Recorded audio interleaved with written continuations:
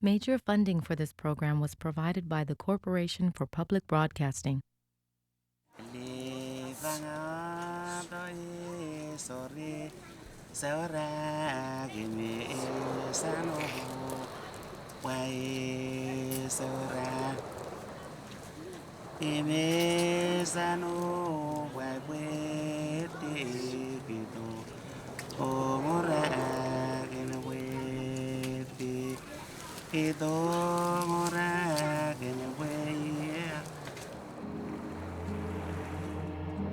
I carried the first people to these islands.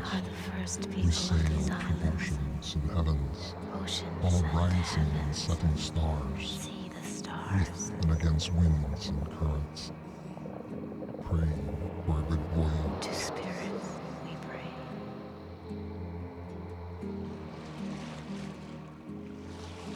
I studied in Hawaii and California only to discover that the biggest truths are found in my own backyard. I'm from a part of the Pacific misnamed Micronesia, which means tiny islands.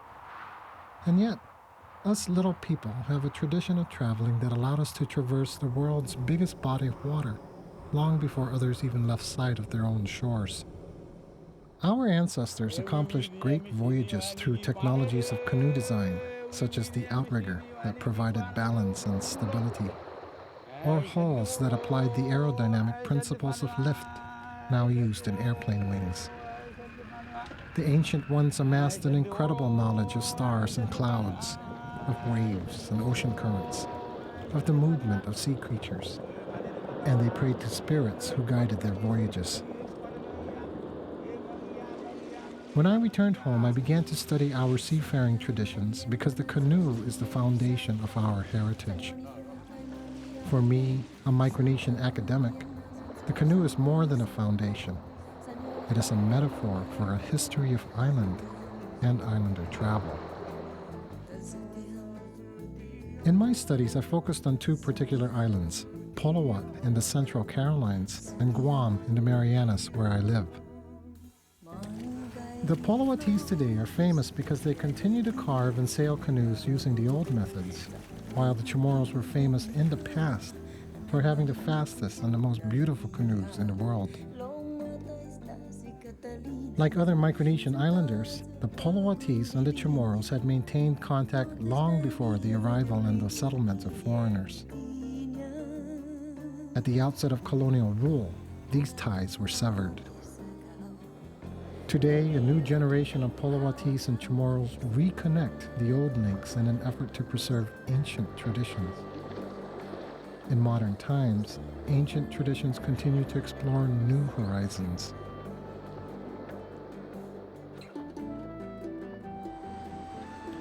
When I first became interested in canoe culture, I was attending college in Colorado at a small state college in Gunnison. And my father would send me glimpses magazines from Guam.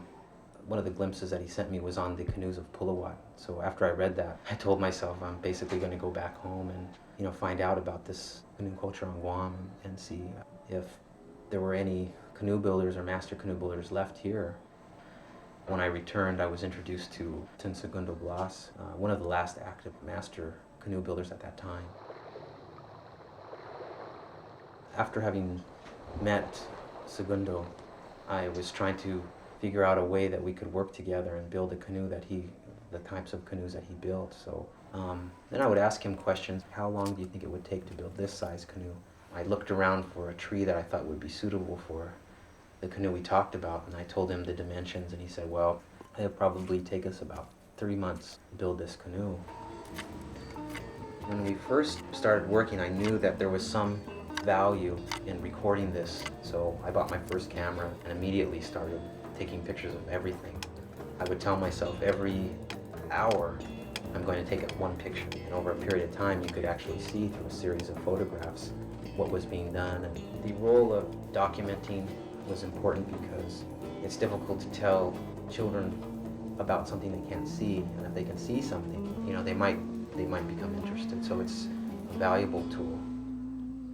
The obvious reasons why we are lacking so much of our our culture, our seafaring culture here, is because of the Spanish, the conflict between the Spanish and the Chamorros at the time. The canoe and the means of getting around and communicating with other islands and getting large groups of people together was a threat to the Spanish, so they made a concerted effort to destroy that part of the culture.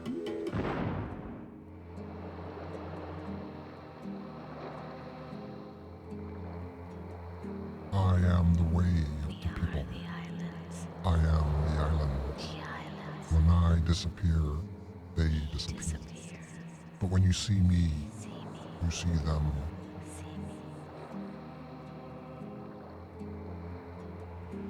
The disappearance of the canoe in Guam has been identified with the death of native culture due to foreign domination. Here, history is misconceived as what outsiders have done to passive natives whose cultures are weak and fragile. On Polowat, the presence of the canoe is equated with the survival of native culture. But here it is the story of culture that is problematic. Here, the presence of canoes and canoe houses gets misconstrued by outsiders as exotic relics of an isolated, primitive people, as if the Polowatis were stuck in some prehistoric time. Or worse yet, as if they were forgotten by time. The problem with these misconceptions is that the Chamorros get to have history but no culture, while the Polowatis get to have culture but no history.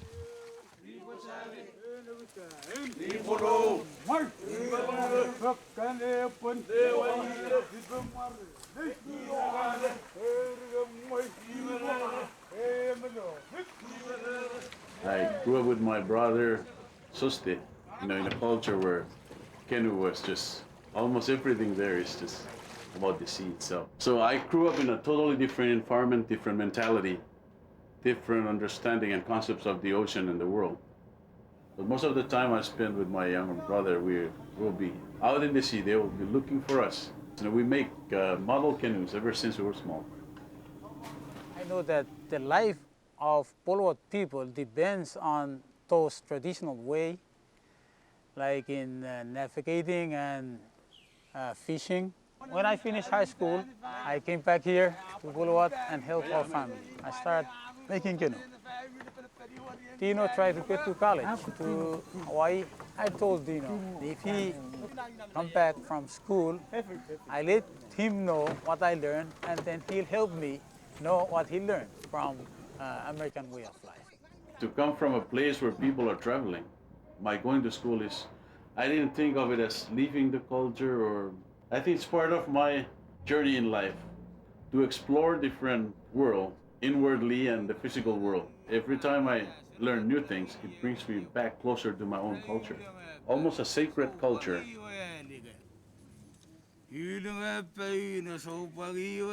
Knowledge about navigation is secret. You only learn from your father. There is a term for this. It is Ronailide. Means we learn while we sleep with our fathers. While we were still young, like maybe 6 or 7, we learned some lullabies, but we don't know what the words mean. When we grew up, those songs have a meaning for Sadie. We already knew it, and we learned it while sleeping with our father. You don't inherit anything from your father. The name of your clan, the status, whether you're a chief or what, you get it from your mother. Well, you see, I learned from my father. How do you have a father? You only have a father through your mother. They say that in Polowat, the sea is the man's domain, while the land belongs to the women. This is why men build and sail canoes, while women work the land.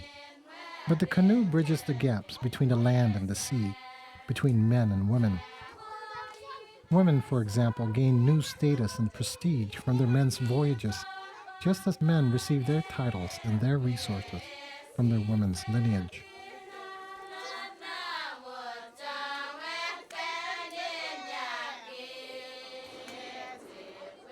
All the activities involved in making a canoe are sacred. And the name itself, Wa, means vessel. It is the carrier of life, of food, of fish, of people from place to place. I am the Glide, the Sekmen, the Wa. I fought their big, clumsy ships, and I was banned, outlawed, almost forgotten.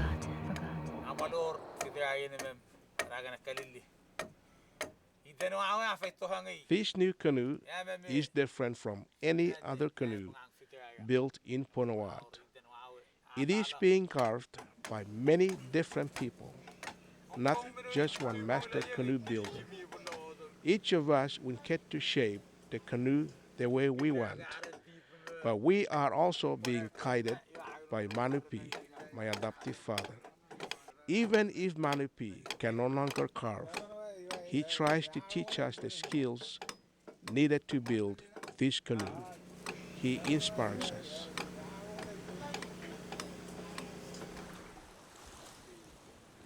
Polowat is part of Chuuk in the Federated States of Micronesia. European explorers visited these islands since the 16th century, but did not establish colonial rule until the beginning of this century. Since then, 4 foreign nations, Spain, Germany, Japan, and the United States, have exerted their rule over the Polowatese. Still, Polowat appears untouched, pristine. In the late 20th century, when the rest of the world is described as post-industrial or even post-modern, Polowat lacks the modern conveniences of electricity, running water, and automobiles. In recent years, Polowat has seen an increase in motorboats and generators. These, however, remain at the mercy of fuel brought by irregular ships from Moan, Chuuk's capital. In contrast, Guam to the north was the first Pacific island to bear the yoke of European colonization. Hence, Guam and Polowat are at opposite ends of Micronesia's experience of colonization. In the 16th and 17th centuries, Spain claimed Guam and sent Catholic missionaries to convert the Chamorros. At the end of the 19th century, the United States took possession of Guam from Spain. And in the last 30 years, Guam would experience one of the highest growth rates in the world. And Guam, USA would become a favorite destination for Asian and American tourists, investors, and settlers alike. What I learned from Segundo is what was left of our canoe culture here on Guam, and that's primarily style of the canoe. I mean, all the canoes are based on the same principles: outrigger, asymmetrical hull, lateen sail. During the time that we were carving, the curiosity of, what does the wood smell like, how does it carve, and increasing my skills with the adze were all answered. But I still wanted to know things like, well, I know the canoes a long time ago were much taller, were much longer. This was a one-piece dugout. So I knew there was more, but I knew that in this apprenticeship that I was doing with Segundo, I had to hold back on that and follow what he was doing. Okay, this man is the master canoe builder. It's going to be his canoe. I'm just a participant in this process. I had my own ideas. I made a point to say to myself, we can use this as a vehicle to experimenting, putting a sail on the canoe, which I eventually did, without assistance from Segundo, explore these other areas that were still unanswered. After the completion of that canoe, we sailed. Gary Guerrero, many friends were able to take the canoe out into the Istagania area and sail it extensively and say, well, this about the canoe doesn't work so well, this does, and actually answer these questions through experience, through hands-on experience. The canoe was donated to the Guam Museum. It's good that it's there. It's a piece of our history, and school children also have the opportunity to see it during Chamorro Week. See me here, remember, memorialize, or forgotten. How do you see me here?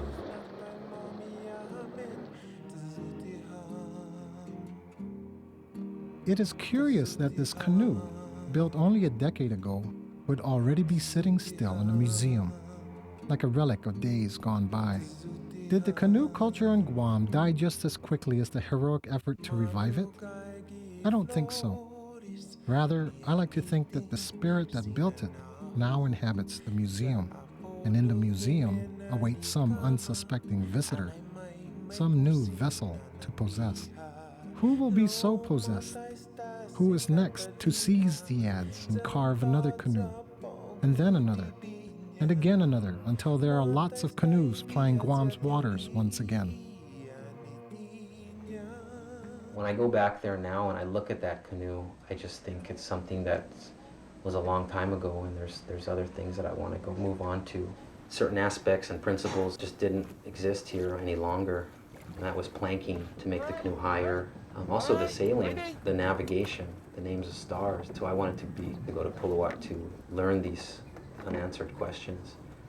My experiences of working on canoes on Polowat, and then later thinking about my personal experience, and I started to discover that there is knowledge there waiting to be discovered. You just have to take different paths to discover it. In Polowat, there's a term, Marikhegi, which is associated with learning about navigation. Marikhegi means unfolding the woven mat. There are mats for learning about the stars, mats for learning about building canoes. There are mats for building canoe houses. Marikhegi also means opening up your heart. It means that a navigator will reveal all he knows to his student. To be a good navigator, we find someone who is expert in navigation. For me and Tino, our adopted father is a real and great navigator.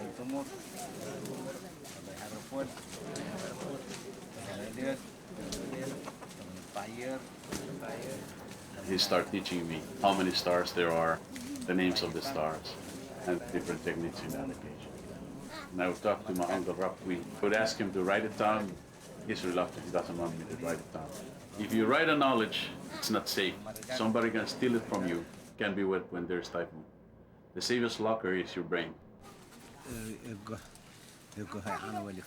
When I studied about navigation, is different from my student today. So we have some American custom, Chuuk custom. My teacher before didn't like me to write and record what they teach me. That way we can memorize what we learn.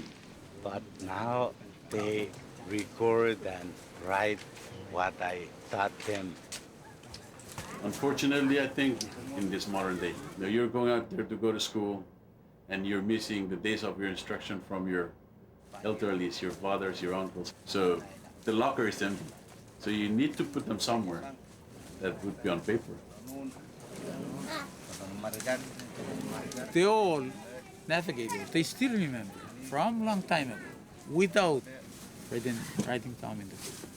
But me, I just learned right after when I graduated from Chuuk High School. And when someone talked to me about birds and fish, I get mad if I forget. I come back home and open my notebook. My father, he checked my book. If he saw that I miss some birds and fish, he said, I already told you this, and why you forget? Learning of navigation is a long process, including discipline, worshipping, magic, and everything else. And one should know that a navigator is the complete person in the culture of Polowat, because he has to learn everything: safety, leadership. They learn fighting also, like Kung Fu.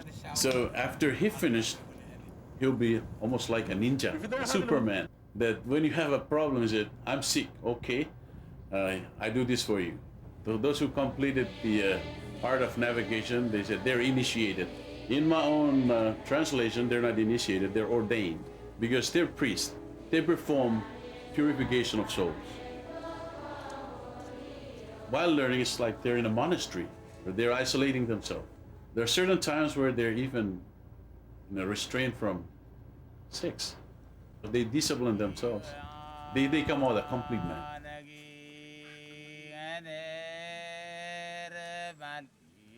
Some chant from Manidi, I kept in tape recorder because in order to make the spirit have a good feeling that we want to see the spirit, and we make a good tune so he can They turn back and say, okay, I let you the way because you do it right.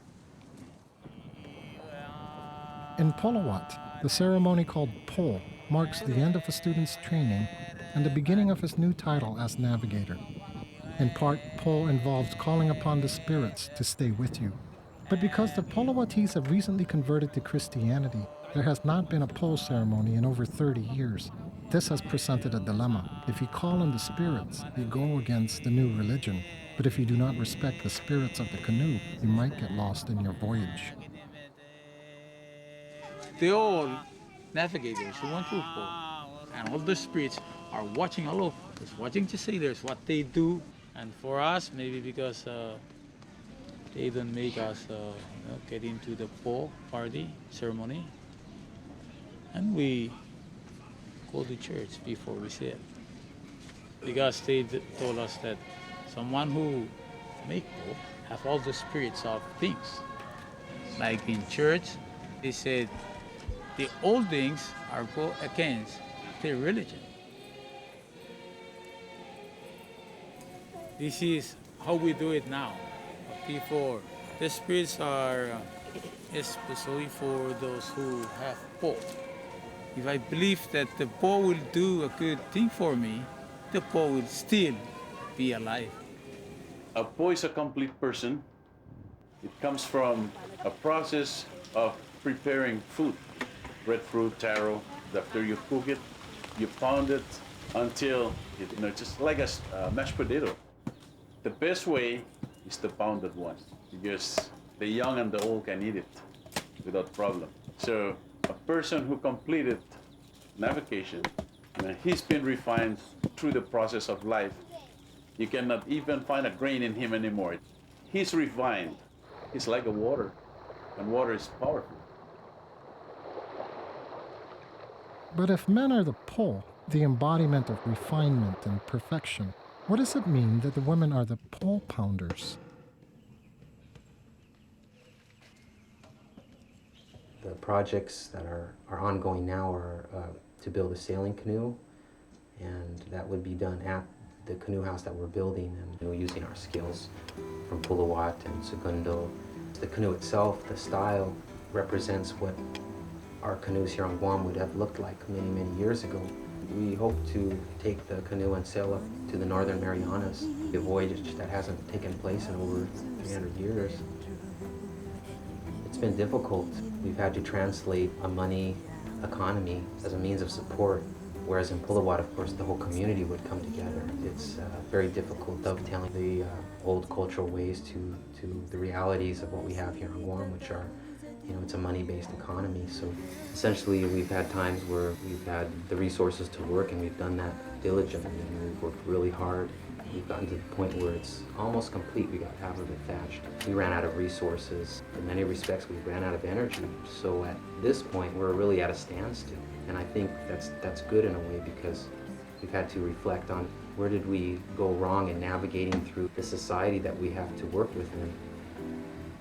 What we really have to turn to is ourselves and say, okay, the way that we have survived outsiders coming to Guam has essentially been to adapt to different changes.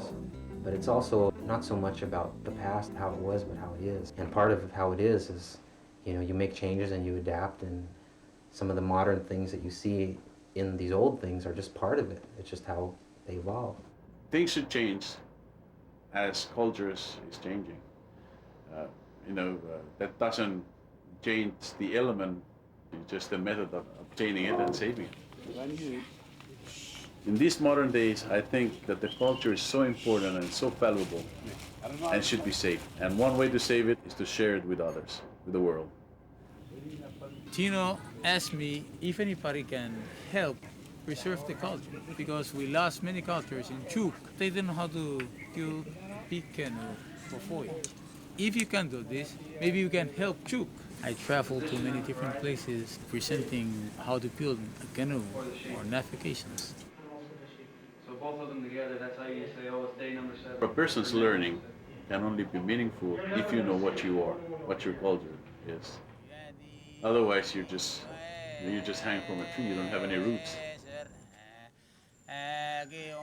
Now, we try to go back to our own traditional way of living, because money is the key for American way. But our way doesn't need any money. We can go by canoe and the wind. My kids, sometimes I talk to them about navigation. They go during the summers and join my brother's kids on the island. That's where I want to live the rest of my life. Whether I can make it back there, I don't know, but I always want to go back home. I was sculpted by your hands, fashioned by your mind, The outrigger. stabilized and balanced by the outrigger you lashed. I have traveled for thousands of years, thousands of miles for you. Now, I sculpt you, fashion you, stabilize and balance you, and we shall travel for 1,000 more years, 1,000 more miles.